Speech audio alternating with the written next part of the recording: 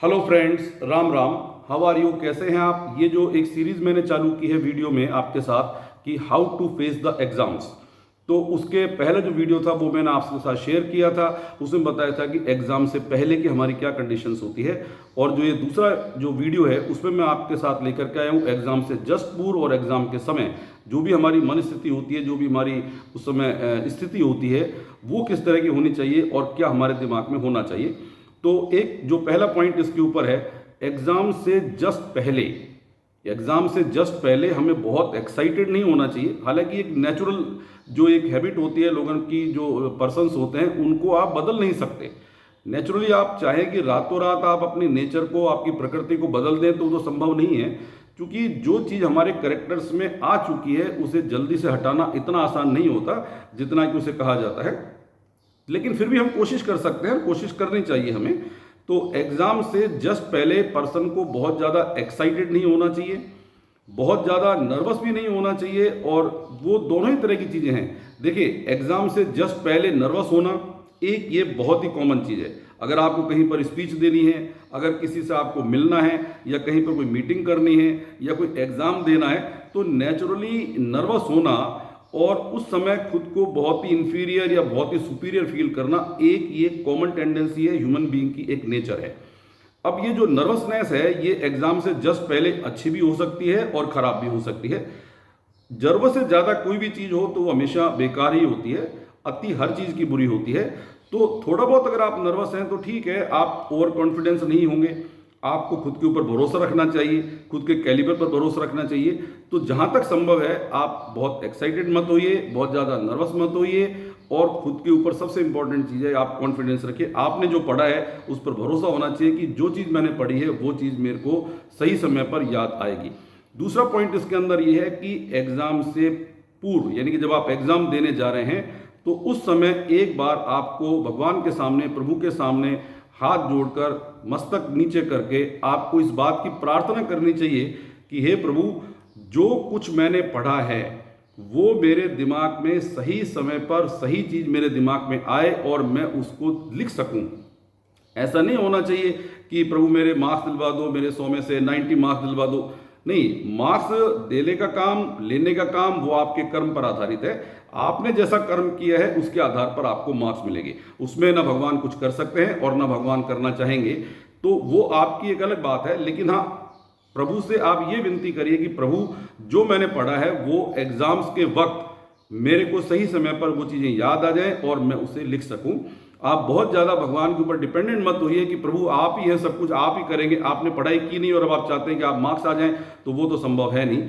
इसके अलावा जो नेक्स्ट पॉइंट है तीसरे नंबर का, वो जरूरी चीज़ है और बहुत ही इंपॉर्टेंट पॉइंट है ये। देखिए, आखिरी मोमेंट पे जब हम एग्जाम्स देने जाते हैं तो हमारे दिमाग में ये होता है कि ज़्यादा से ज़्यादा चीज़ों को मैं पढ़ लूँ। आपको इसके लिए पूरा टाइम मिला हुआ था, आपने उन चीज़ों को पढ़ा भी था, तो आखिरी वक्त में आपको इन चीज़ों पर नहीं कि मैं ये पढ़ लूँ, मैं वो पढ़ लूँगा, मैं इसको याद कर लूँगा, अरे फॉर्मूले देख लेता हूँ, वो तो आप कर चुके हैं। जस्ट एग्जाम से आधा घंटा पहले या 1 घंटा पहले जो आपके जरूरी पेपर्स हैं, यानी कि जैसे एडमिट कार्ड है, आपका पेन, पेंसिल बॉक्स, या उससे रिलेटेड कोई पेपर्स आपके पास हैं, उन चीज़ों को आपको संभाल करके टाइम से पहले रख लेना चाहिए।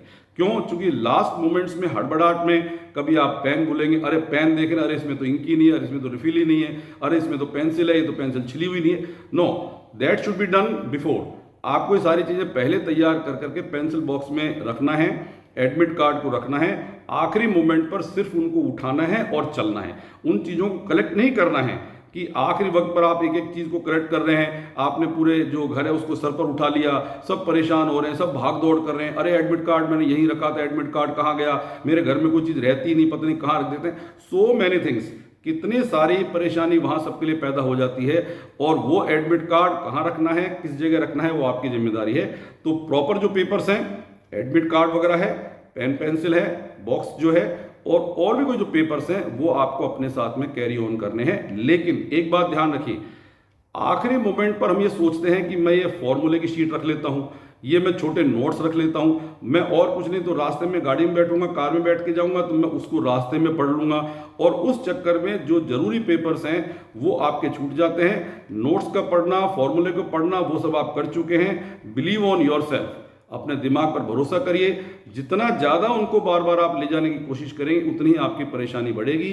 तो अपने साथ में सिर्फ पेपर्स, पेंसिल बॉक्स वगैरह रखना है, कोई नोट्स नहीं, कोई पेपर्स नहीं, किसी तरह के याद करने की लर्निंग कैप जो मैटर है वो नहीं, ये सब आपको नहीं ले जाने हैं। 1% आप सोचिए कि अगर कोई पेपर या फॉर्मूले की शीट या कोई सॉल्व क्वेश्चन जो भी है आपने रखा है और वो आपने अपने पॉकेट में रख लिया और उसको लेकर के आप एग्जामिनेशन हॉल में चले गए और वहां सपोज किसी तरह की कोई चेकिंग हुई और कोई फ्लाइंग आई या कोई और भी वहां कारण हो सकता है और आपके पॉकेट से वो चीजें मिली जो आपके पास उस पेपर से रिलेटेड था, तो अगर आप कितना ही एक्सक्यूज करें, कितना ही उसको बनाने की कोशिश करें, कितना ही समझाने की कोशिश करें कि सर ये तो मेरे साथ में ऐसे हो गया, मैं तो लेके नहीं आना चाह रहा था, मैं तो आखिरी मोमेंट से पढ़ने के लिए वाला था लेकिन मेरे पास रह गए, तो वो सब चीज़ें कोई मायने नहीं रखती। वो अनफेयर मीन्स में यानी कि चीटिंग के केस में आता है। अगर कोई भी उस पेपर से रिलेटेड चीज़ आपके पास पाई जाती है तो वो आपके लिए बिना मतलब की परेशानी का कारण बनेगा और जो चीज़ें आपको ले जानी चाहिए थी उनके लिए आप भागा दौड़ी करेंगे। फिर आप रास्ते में जाएंगे, फिर अचानक से ध्यान आएगा, अरे मेरे पास तो इसमें एडमिट कार्ड ही नहीं है, अरे मेरे पास तो पेंसिल 2 नहीं है, मेरे पास तो पेन ही नहीं है, मेरे पास तो ये नहीं है, मेरे पास वो नहीं है। फिर आप वहां से भागेंगे या घर पर फोन करेंगे और पूरी तरह से आपका दिमाग उस समय टेंशन में आ जाएगा और डेफिनेटली आपके एग्जाम्स पर उसका असर पड़ेगा।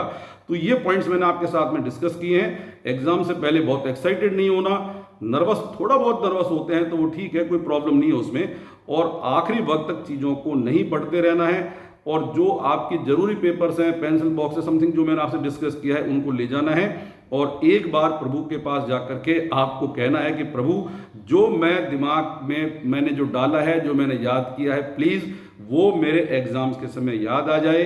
भगवान से ये मत कहिए कि मेरे 100 में से 100 या मेरे इतने मार्क्स आ जाएं, क्योंकि वो आपके कर्म पर आधारित है। तो ये वीडियो मैंने आपके साथ में शेयर किया है। अगला जो वीडियो है वो उस समय का है जब हम एग्जाम दे रहे हैं, यानी कि हमको एग्जाम अटेम्प्ट करना है। वो 3 घंटे का टाइम है। How can we start it, how can give the examination, so that is very important. तो नेक्स्ट वीडियो में मैं आपके साथ में शेयर करूंगा। तब तक के लिए थैंक यू। जय हिंद।